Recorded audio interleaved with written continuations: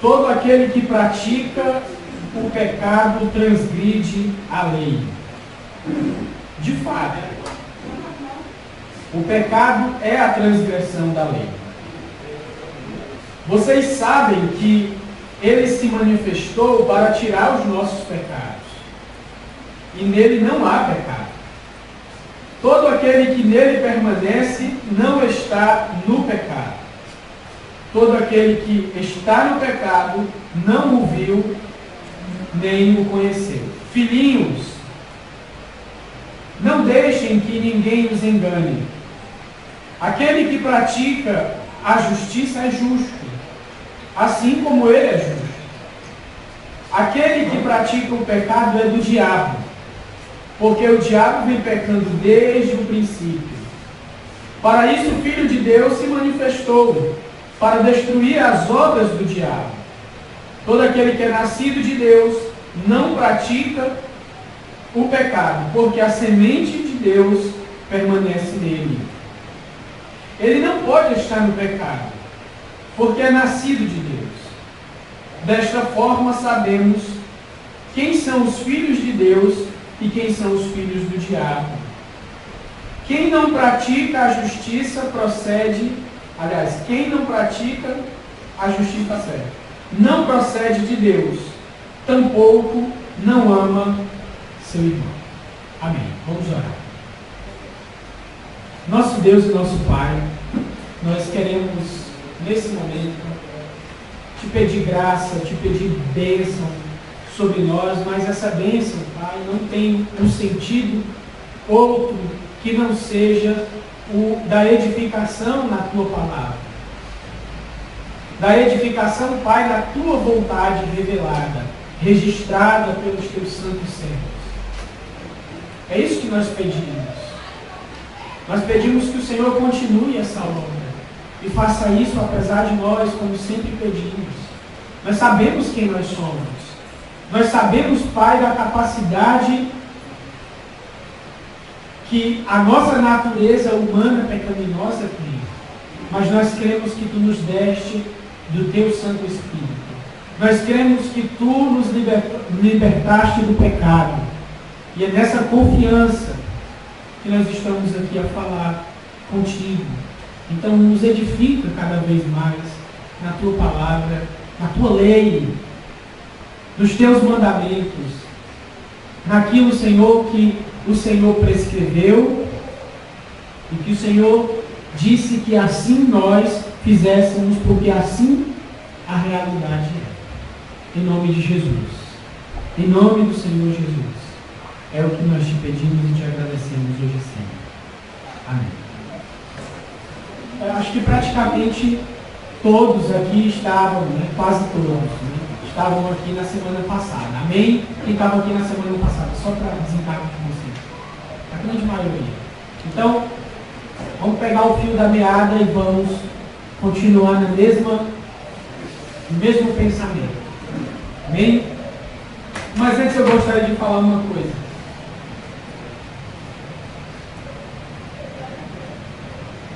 Você concorda comigo sobre isso aqui que eu vou dizer agora? Que nós sempre esperamos o perfeito, a perfeição daqueles que estão de alguma forma, de alguma maneira em relação conosco. A gente sempre espera, né? A gente tem essa cobrança por aquele que está ali se relacionando conosco, seja na amizade, seja no relacionamento conjugal, seja nesse relacionamento fraterno aqui de irmãos. A gente sempre espera a perfeição. A gente nunca imagina, né? Não, a Socorro pode errar comigo. Não, eu sempre espero que ela acerte comigo. Né? Só que quando a gente está em tal relação, e nessa relação acontece uma crise, né? E essa crise é devido a uma atitude que nós reprovamos, né? Nós julgamos que essa atitude foi errada, fulano de tal, sua atitude foi errada. A gente entra no meio de uma crise, né? Meio de uma crise, aí a gente se frustra, nós ficamos abalados, ficamos ressentidos, né? E num dado momento, acompanha aqui. Num dado momento a gente acaba percebendo que a pessoa, né, devido ao histórico da pessoa que a gente está em relação, o histórico de verdadeira amizade, de verdadeiro relacionamento, a gente acaba entendendo que foi um deslize e não uma atitude recorrente, uma prática corriqueira, né, que sempre a pessoa está fazendo. Não é? Você já passou por essa experiência que eu estou tentando descrever aqui? Eu estou vendo um monte de interrogação, né?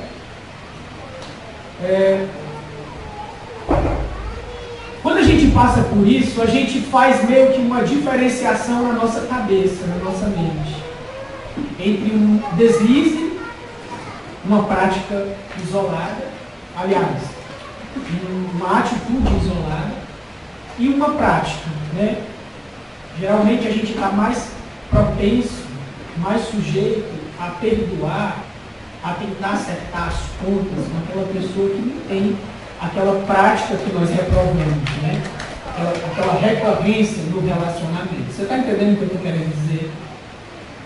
Amém? Glória a Deus. Então, isso acontece também na vida cristã. Quando eu falo vida cristã, eu digo a nossa vida, o nosso relacionamento com Deus. Tá? E ela pode ser medida, a nossa vida cristã, o nosso relacionamento com Deus, pode ser medido, pode ser determinado, pode ser definido por esse caminho, onde temos práticas e temos um ato ali isolado, um deslize, vamos chamar isso de deslize. Né? João, ele vai falar sobre isso, que eu estou tentando descrever para vocês. Me sinto frustrado agora, por não estar conseguindo. Acho que Deus ilumine nossas mentes. João, ele vai falar um pouco sobre isso com seus leitores. Pode. Seria a pessoa que vive a prática, seria, por exemplo, aquela pessoa que não consegue ficar sem falar de alguém. É uma prática corriqueira, ela sempre está fofocando e falando de alguém. Sim. O ato isolado seria, por exemplo, alguém explodir um ato de fúria. Pronto. Seria a prática e o ato isolado. Sim, ok. Perfeito. Amém? Todo mundo pegou ali? Tem que dar um amém, gente. Amém. Oi? Amém. Tá? O João, ele vai tratar um pouco disso. E o que eu falei minutos atrás, de que a gente olhando para a vida cristã por essa perspectiva, por esse ângulo, isso define quem nós somos. Isso define o nosso relacionamento com Deus. Né? Vai dizer quem é quem. Tá? E João vai tratar disso com seus leitores e, consequentemente, Deus falará conosco. Assim eu creio. Amém. Glória a Deus. Então vejamos como é que isso se dá, como é que isso acontece. Bem, o primeiro ponto que eu gostaria de destacar nesse texto aqui é, na realidade, situar a gente nessa passagem. Né? É responder essa pergunta. Como é que a gente veio parar aqui nesses versos de 4 a 10 e nessa conversa aí tua, Flávio? Como é que eu vim parar nisso? Né? Muito bem. No verso de número 1, já que você estava aqui na quarta-feira passada, e você lembra, muito bem, vou confiar na sua memória, a gente falou um pouco sobre a nossa filiação. Lembra disso? Que das maneiras de Deus nos dizer, eu te amo, é nos chamando de seus filhos. Lembra disso? Lembra mesmo? Amém. Né? E fomos desenrolando, desenvolvendo isso desde o verso de número 1, mas quando chega no final do verso 3, ele começa a introduzir o assunto de hoje, o assunto que nós iremos tratar. Ele diz o seguinte: todo aquele, aliás, o verso 3 inteiro, todo aquele que nele tem essa esperança, e aí nós vimos que esperança é essa, a esperança de estarmos diante de Jesus, e nós entendermos plenamente como é ser um filho de Deus. Nós temos a dimensão do que é ser filho de Deus, ser inundado com a plenitude desse amor, e isso nos define. Isso vai dizer com plena certeza quem nós somos. Isso vai ficar melhor ainda quando a gente olhar para Jesus, porque assim como Ele é, nós seremos. Entende? Essa é a esperança. Aí ele continua dizendo: todo aquele que permanece nessa esperança, de que nós iremos comparecer diante dele, de que ele vai vir ao nosso encontro, aí ele diz, purifica-se a si mesmo, assim como ele é puro. É uma consequência lógica, né? Se eu quero isso, se eu quero essa esperança, então, e é uma condição básica eu estar santificado, purificado, não é? Então eu desejo isso, eu quero isso, porque ele é puro, né? Então, bem aqui ele começa a introduzir o que nós vamos dizer hoje. Então, está todo mundo ok? Todo mundo firme na rocha. Eu fiz a divisão aqui dos versículos. Eu dividi do 4 a 6, essa é a nossa primeira parte da meditação.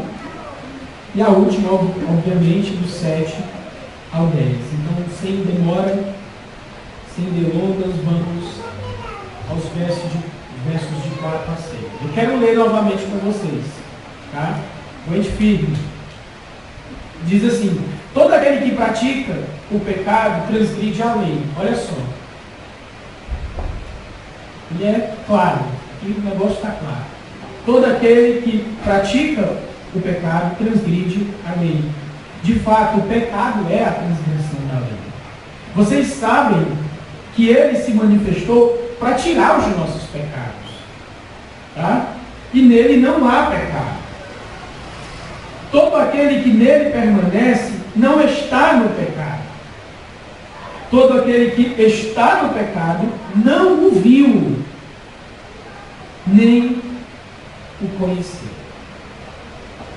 Nessa primeira parte aqui, nós temos severas afirmações de João aos seus leitores. Severas afirmações de João aos seus leitores. O propósito dele é exortar os seus leitores a que não sigam, certo? Não sigam os hereges lá que a gente denominou de gnósticos, né? E eu já expliquei isso uma vez, Anderson, a primeira vez, e a gente pode explicar isso para você novamente, mas é só ir lá no YouTube e clicar lá no vídeo. A gente vai continuar aqui. Então, nós vamos aqui analisar algumas afirmações de João aos seus leitores. A primeira afirmação é o difícil entendimento sobre estar em Cristo e a relação, né, do estar em Cristo com o pecado. A gente vai analisar isso agora. O que é estar em Cristo para João? O que é? É Jesus deitado no chão e a gente em cima dele? É eu desenhar o nome Jesus no chão da minha casa e ficar em cima do chão? O que é estar em Cristo? Basicamente, estar em Cristo para João, para Paulo, para o próprio Jesus, né? A mensagem apostólica como um todo, estar em Cristo significa posição. Tá? Posição. Prestem atenção nisso. Posição. Você estava em determinada posição, tá? Que não era em Cristo, e agora você está em Cristo. É isso que significa, é uma posição, tá? Mas para desenrolar isso mais, essa posição do que significa estar em Cristo, significa se colocar na condição de receptor do sacrifício de Cristo Jesus. E como é que a gente recebe esse sacrifício de Cristo Jesus? Como é que a gente se apropria do sacrifício de Cristo Jesus? A resposta já é dada há vários anos aqui nesse púlpito, né? É lançando-se tão somente em fé no sacrifício de Cristo Jesus e em arrependimento. Tá? Você primeiro se arrepende, se reconhecendo pecador, se reconhecendo transgressor, transgressora da vontade de Deus, da lei de Deus, e depois se vê perdido, porque você não pode fazer nada, absolutamente nada. Eu não posso fazer nada, né? Não posso. E se vê perdido e olha para a cruz, olha para Cristo Jesus, e é a única chance da minha vida. Ele morreu pelos meus pecados, foi sepultado e ressuscitou ao terceiro dia pelos meus pecados, conforme disse Paulo em 1 Coríntios capítulo 15, verso 1 a 3. Ou mais especificamente 3 e 4. 1 a 4. Exatamente, 3 e 4. Depois disso, você de uma forma, eu vou falar uma palavra aqui, essa palavra, ela tomou um sentido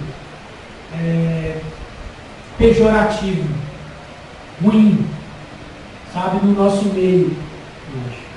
Mas é a palavra mais adequada que eu consigo achar.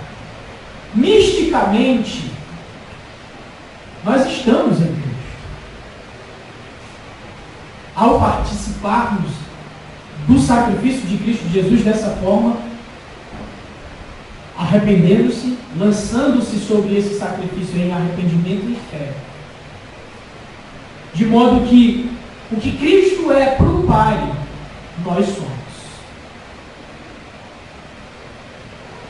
A posição que Cristo está em relação ao Pai, nós estamos. Você está entendendo isso? Isso aqui é o ouro. Aliás, isso é mais precioso do que o ouro. É isso que significa estar em Cristo.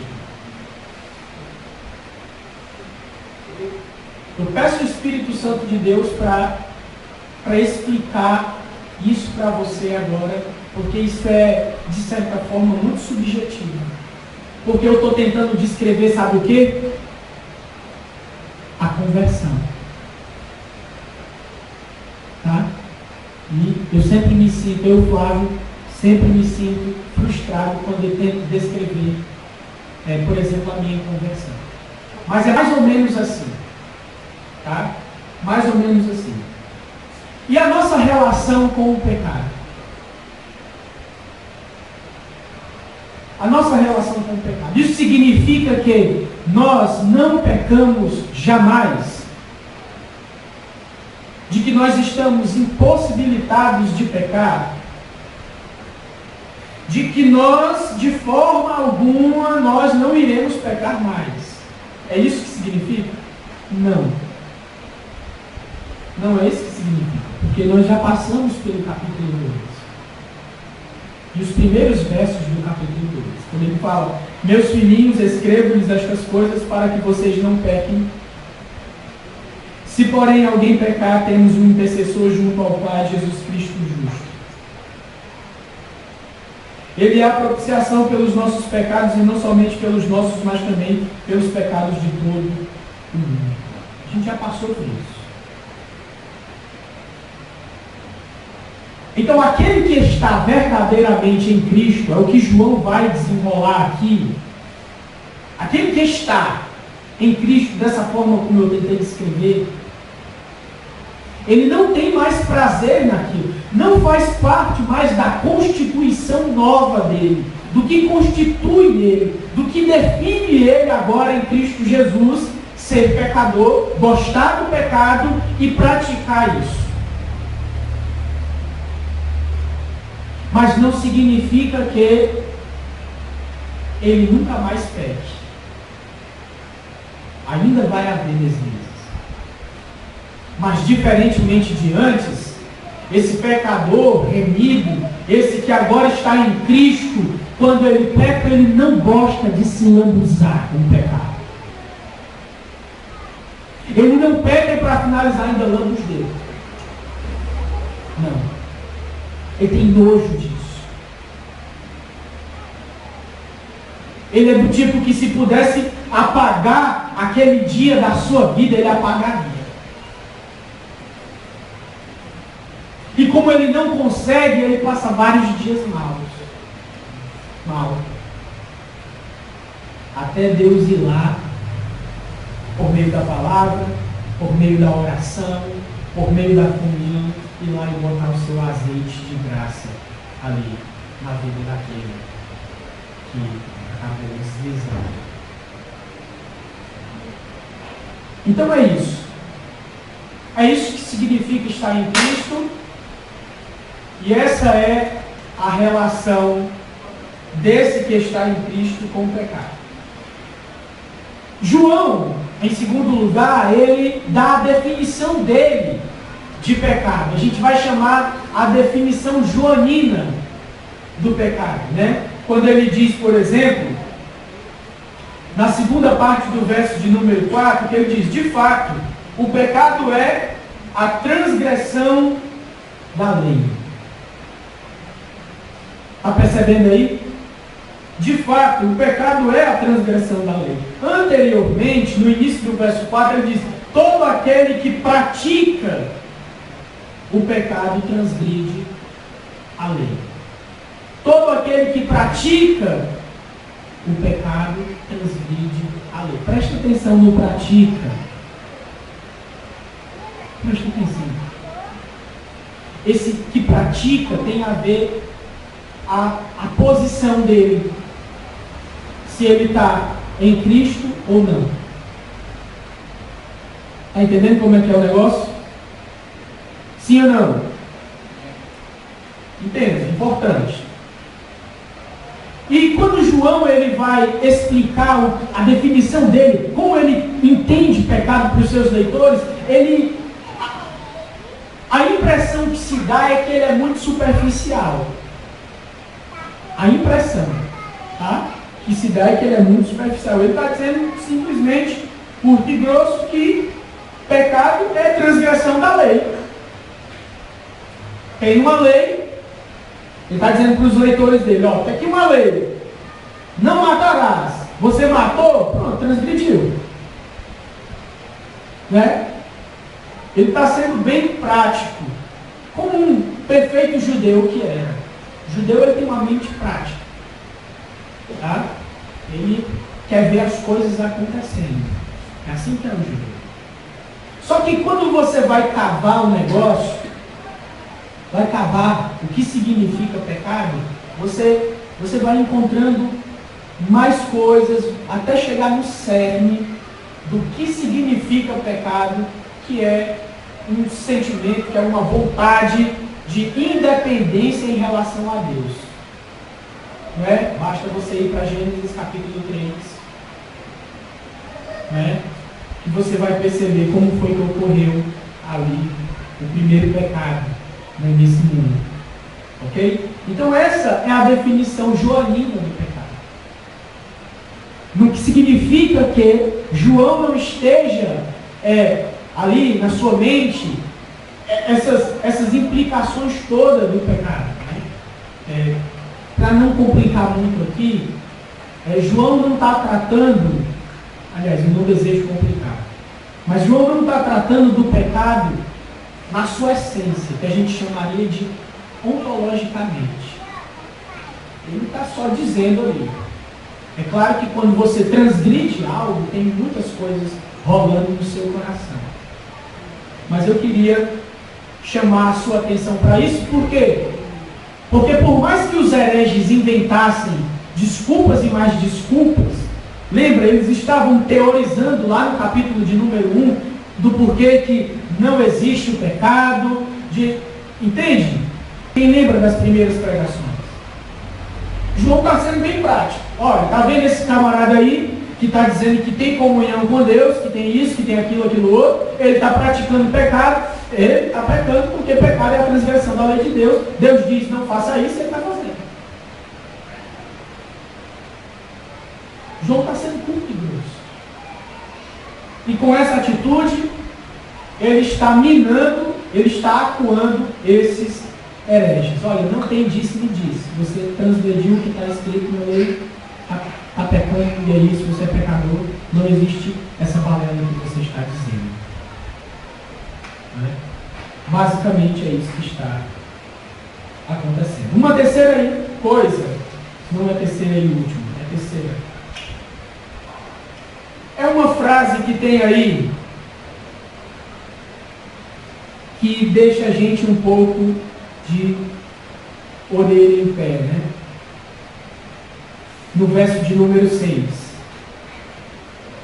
que diz o seguinte, por exemplo, na NVI: todo aquele que nele não permanece não está no pecado. Todo aquele que nele, todo aquele que nele permanece não está no pecado. Né? Essa frase, como é que tem na revista atualizada?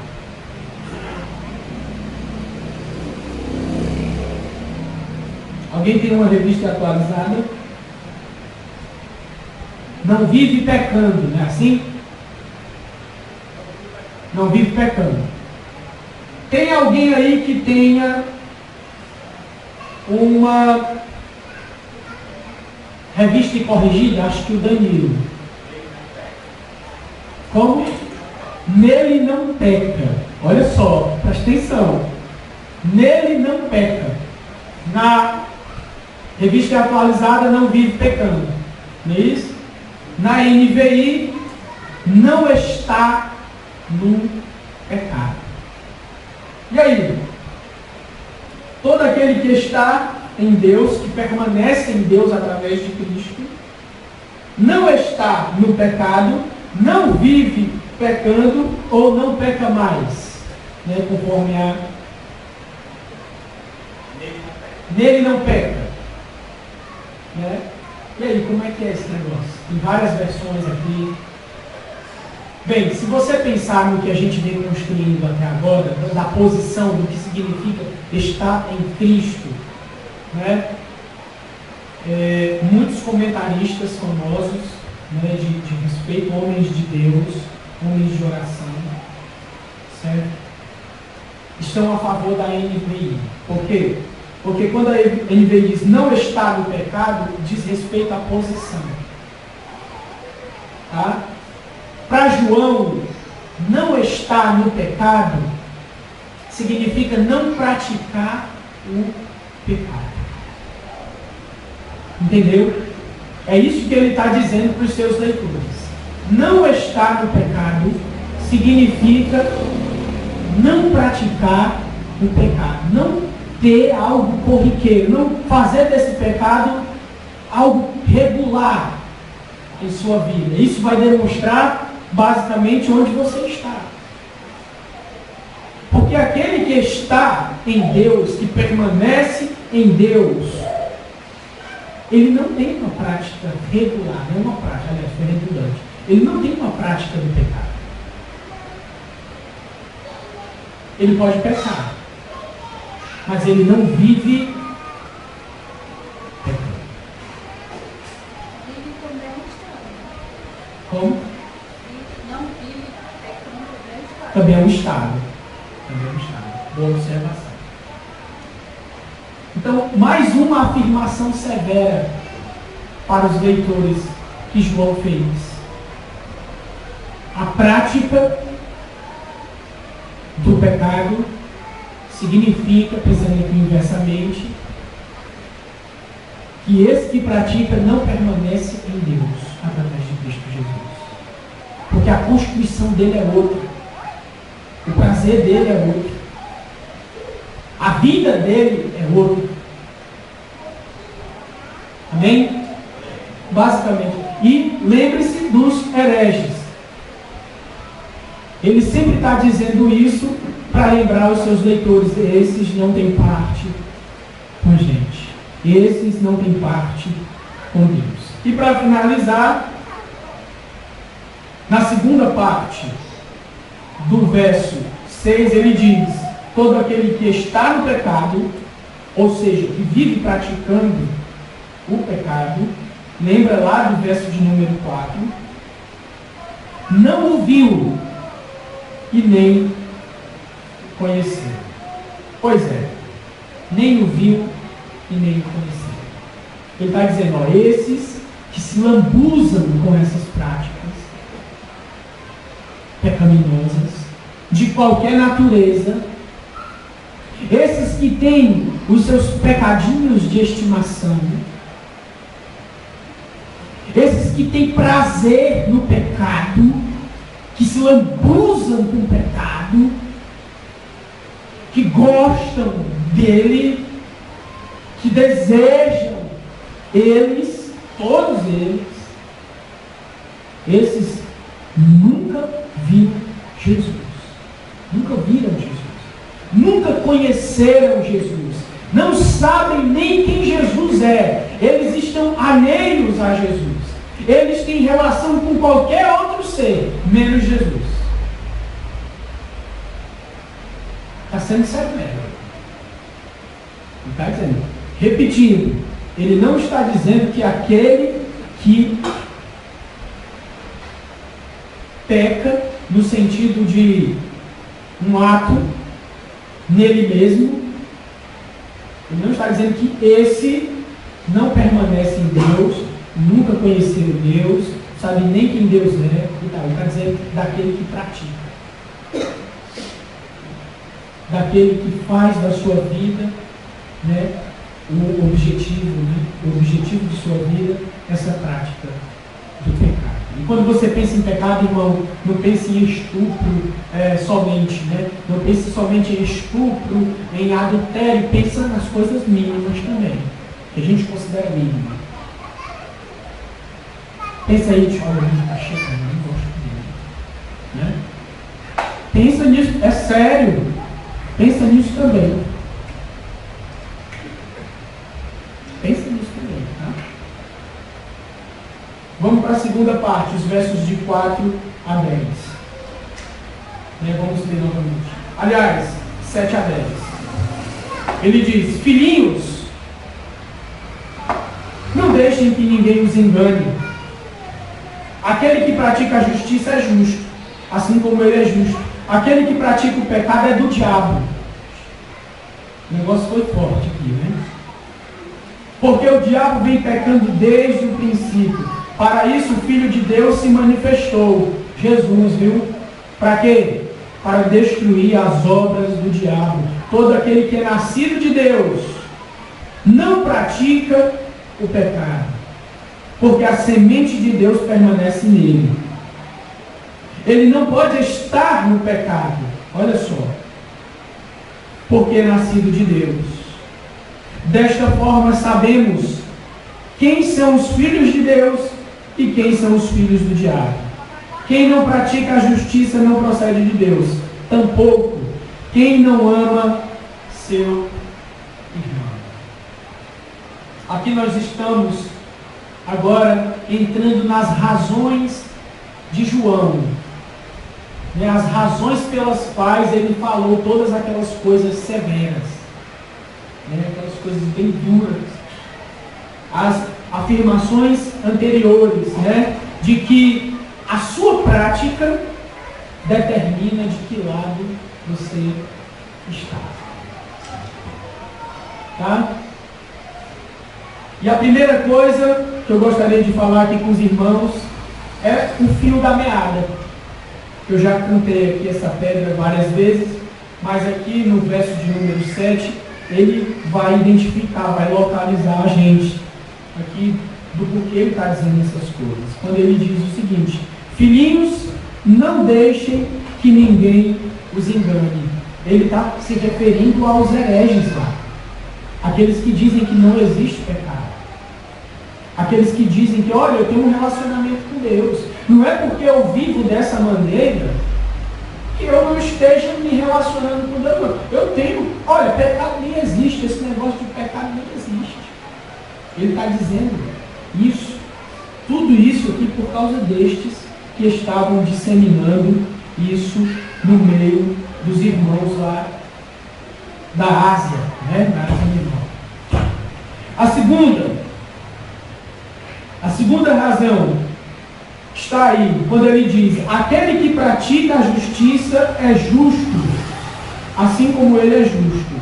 Mas, né, aquele que pratica o pecado é do diabo. Então está aqui o negócio às claras. Está aqui o negócio às claras. E note que prática do pecado está no pecado. Para João é a mesma coisa. Aquele que pratica o pecado, aquele que está no pecado, para ele é a mesma coisa. Aí, entendendo dessa forma, aquele que pratica a justiça, onde ele está?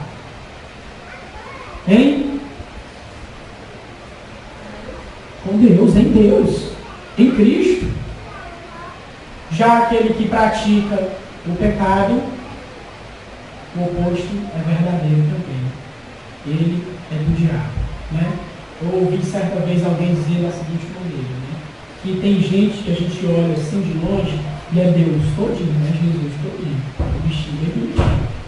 Mas tem outras pessoas que a gente olha, né, que é meio que tá vendo o bicho velho, né? Não vou nem dizer quem é essa pessoa que chegou até de rabudo. Vai estar rindo, né? Então a sua prática determina de que lado você está. Se você pratica a justiça, e a justiça é a piedade, a justiça é a vida cristã, a justiça são os preceitos de Deus, a justiça é a vontade de Deus. Logo, se você pratica, se você tem o hábito, se isso faz parte de você, se você tem prazer nisso, logo você é de Deus. Já se você se lambuza com o pecado, ama o pecado, se alguém toca naquele pecadinho de estimação, você vira uma fera. Não vou dizer você, né? A pessoa que faz isso é do diabo. É filho do Rabu. Né? A terceira afirmação dele aqui, né? A razão pela qual ele falou aquelas coisas é: para isso se manifestou, para isso o Filho de Deus se manifestou, para destruir as obras do diabo. Note o que João está dizendo para os seus leitores. Aqueles que praticam o pecado, né, são alvos da missão de Jesus. Você está entendendo a seriedade do negócio? Aqueles que praticam o pecado são alvos por tabela, por consequência da missão de Jesus. Porque a missão de Jesus é destruir as obras do diabo. Aquele que pratica o pecado é filho do diabo. João está dizendo. Em outras palavras, João está dizendo para os leitores dele: olha, não se enganem, porque esses aí que praticam o pecado, que são filhos do diabo, eles são alvos da missão de Jesus, que é destruir as obras do diabo.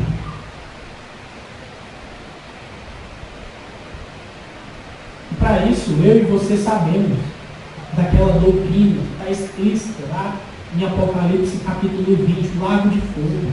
É só ir lá. Você vai saber o destino, né? O destino final daqueles que carregam o pecado em sua vida, né? Que amam carregar esse pecado em sua vida. Amém? A quarta coisa, aqui, nessa segunda parte, do 7 ao 10, nas razões joaninas, né, das afirmações severas, é essa aqui. Por que o Filho de Deus não pratica o pecado? Lembra o que ele diz? Todo aquele, verso 9, todo aquele que é nascido de Deus não pratica o pecado. Está vendo aí essa afirmação dele? Então eu pergunto, por que o Filho de Deus, ou seja, aquele que nasce de Deus, e Filho de Deus, lembra lá dos versos de 1 a 3, lembra que a gente trabalhou na semana passada, esse texto? Por que os filhos de Deus não praticam o pecado? Né? Você não se faz essa pergunta ao ler esse texto? Não se faz. A resposta é óbvia, ele dá em seguida, no verso 9. Ele diz: todo aquele que é nascido de Deus não pratica o pecado. Por quê? Porque a semente de Deus permanece nele. Aqui é um negócio difícil de explicar. A vida de Deus. A vida de Deus que procede de Cristo Jesus. A vida de Deus que procede, mais especificamente, do sacrifício, morte e ressurreição de Cristo Jesus. Essa nova realidade em Cristo Jesus. Tem algo ali, nesse que se lançou tão somente em fé e arrependimento no sacrifício, morte e ressurreição de Cristo Jesus. Nesse que nasce de novo, nesse que é regenerado, nesse que é justificado por Deus por meio de Cristo Jesus, nesse que é santificado por Deus por meio de Cristo Jesus. Tem algo de Deus nele. A vida de Deus está nele. A semente de Deus está nele. A semente do Evangelho está nele. É por isso que ele não pratica o pecado.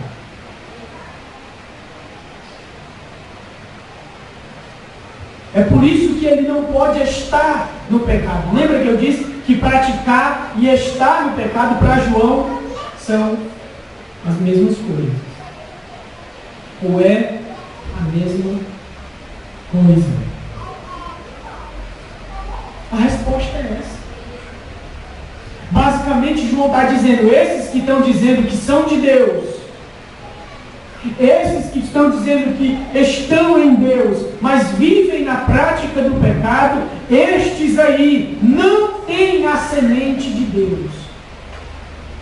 A filiação deles é falsa. Por quê? Porque aquele que é nascido de Deus, ele não pode praticar o pecado. É duro, né? Não é bem duro? E a forma da gente saber que tem essa vida, que tem essa semente divina, essa semente de Deus, é que o camarada não pratica o pecado. Pelo fruto conhecereis a árvore, né? Não é isso? Docinho é de Deus, amargo é do rabino. Amém? E em quinto e último lugar, nesses versos de 7 a 10, nós temos um acréscimo ao verso de número 7. Ele diz o seguinte, no verso de número 7, vamos primeiro para o 7. Filhinhos, não deixem que ninguém os engane, aquele que pratica, é o 7?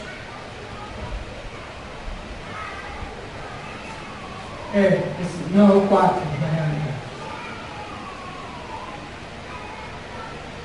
Não, é o 7 mesmo. Aquele que pratica a justiça é justo, assim como ele é justo. E quando você chega aqui no verso de número 10, no final do verso de número 10, acompanha aí, por favor. Pensando inversamente, pensando ao contrário, aquele que pratica a justiça, além de ser justo, como disse o verso 7, pensando inversamente, aquele que pratica a justiça, ele ama o seu próximo. Aquele que pratica o pecado, não é do diabo e não ama, conforme o verso 10, o seu próximo. Ok? O seu irmão. Então nós temos esse maravilhoso acréscimo. Não é só a prática, entende? Não é só você sozinho no seu cristianismo particular, mas também no seu cristianismo, no seu exercitar a fé cristã dentro da comunidade, onde vai envolver o amor. Não amor, não ama, está fora. Está fora. Isso faz a gente pensar numa coisa. Eu tenho tanta dificuldade de amar aquele irmão. Não é não? Eu tenho tanta dificuldade. Pai do Senhor, irmão. Mas por dentro do coração, né? As armas apontando, né? Isso faz a gente pensar. Isso faz a gente pensar. Esse acréscimo aqui é extremamente importante.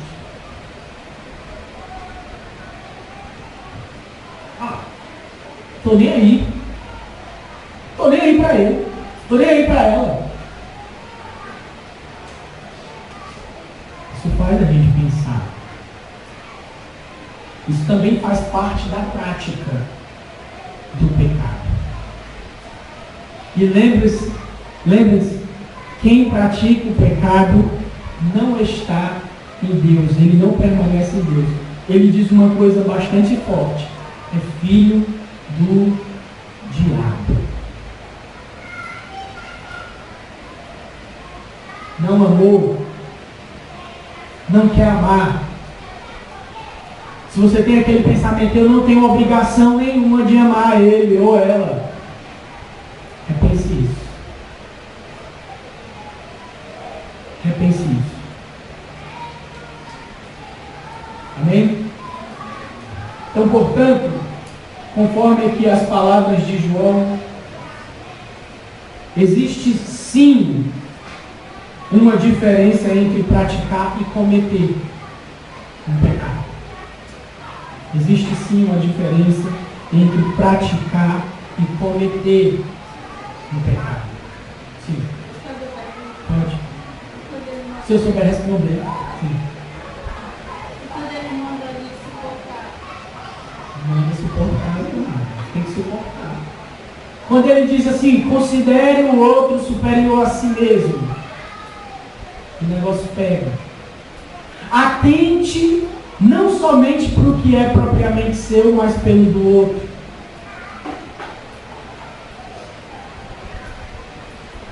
Está dentro do pacote do amor, né?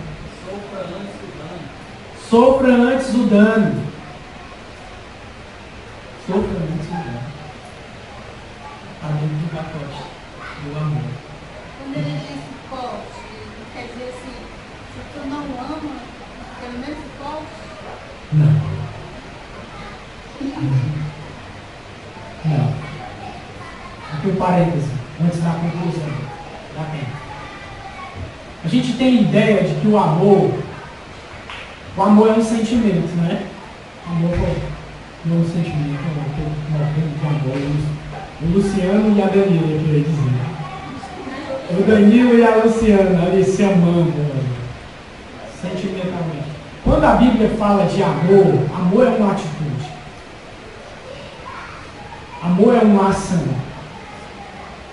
Entendeu? Quando você vai lá para 1 Coríntios capítulo 13, você não encontra nada de sentimental.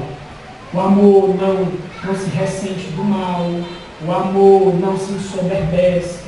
O amor, ele não age inconvenientemente. Você vê ali todas as atitudes, né? Você vê todas ali coisas que você só pode tê-las ou não tê-las se você tiver em relação, ou seja, em relação envolve, implica atitude com o outro. Então é isso que é amor. Não é aquele negócio, eu vou esperar que surgir aqui um negócio aqui bem bom para eu poder apertar a mão do Danilo ou ir até lá o Danilo para falar com ele. Não. Se eu for esperar isso, nunca eu vou apertar a mão do Danilo. Eu tenho que ir lá e apertar. Se eu não conseguir, eu tenho que orar. Eu tenho que pedir a Deus. E aí vai. Entende? Então, conforme as palavras de João, existe uma diferença entre prática e o cometer o pecado. A prática é aquilo que é corriqueiro, é aquilo que você ama fazer, é aquilo que você não abre mão. O cometer em si mesmo é um deslize.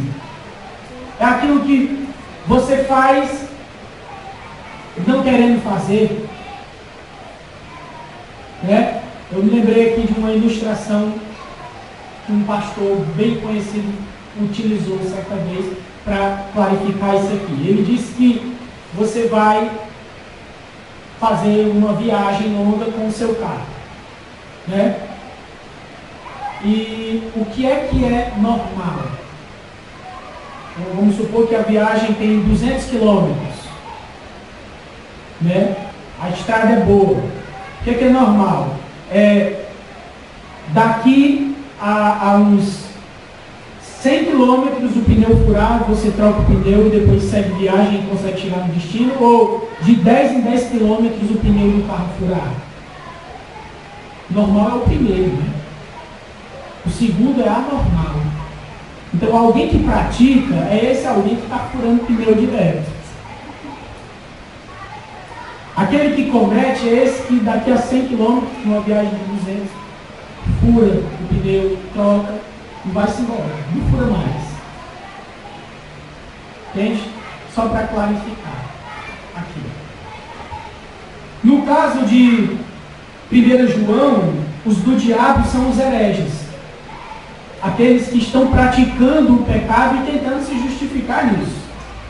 Amando, né? Os de Deus são os leitores de João que permanecem firmes no ensinamento do apóstolo João. Tá? Que é esse, que Deus é luz, como diz lá no versículo de número 5 do capítulo 1. E nele não habita treva alguma. Então esse é o ensinamento para esses irmãos aqui. Muito bem, e nós? Nós aqui do Juventude 1. Vamos pegar tudo que nós ouvimos e com a ajuda do Espírito Santo refletir sobre a nossa vida. E nós, aqui, refletir não somente sobre a nossa vida, mas sobre a nossa congregação aqui no Juventude 1. E nós, como congregação. Né? Reflita isso. Eu vim refletindo, eu vou continuar refletindo também. Dou minha palavra aqui para vocês. Prática e o cometimento. Né? Olha só as tuas práticas. O que você anda praticando? Olha aquele pecado que, de vez por outra, está aparecendo na sua vida. Atenta aos irmãos também. Atenta no sentido de, Olha, se em todo lugar que você vai tem a mesma reclamação, então atenta a isso também. Né, sobre você. A nossa igreja aqui, nossa comunidade, né, olhando aqui no pacotão, o que é corriqueiro no nosso meio? O que é uma prática no nosso meio? Né, que nós possamos refletir sobre isso. E lembrem-se, prática é a mesma coisa para João, é a mesma coisa que estar, posição. Né? Prática do pecado é a mesma coisa que estar no pecado. E estar no pecado, praticar o pecado, para João, a filiação não é de Deus. Né? Nós não somos filhos de Deus. Aliás, aqueles que praticam, né? Pelo contrário, são filhos do diabo. E lembrem-se, ainda, que essa seja, pelo menos peguem isso, o objetivo de Jesus, porque se manifestou o Filho de Deus, para destruir as obras do diabo. Então o negócio é sério, não é brincadeira, não é brincadeira. Analisem as suas práticas. Eu vou analisar as minhas, estou analisando as minhas. Analise. Largue daquela prática, daquele pecado. Largue. Porque no fim das contas, é preferível ter Deus favorável a nós do que Ele contra nós. Amém? Que Deus em Cristo Jesus nos abençoe e vamos ficar de pé.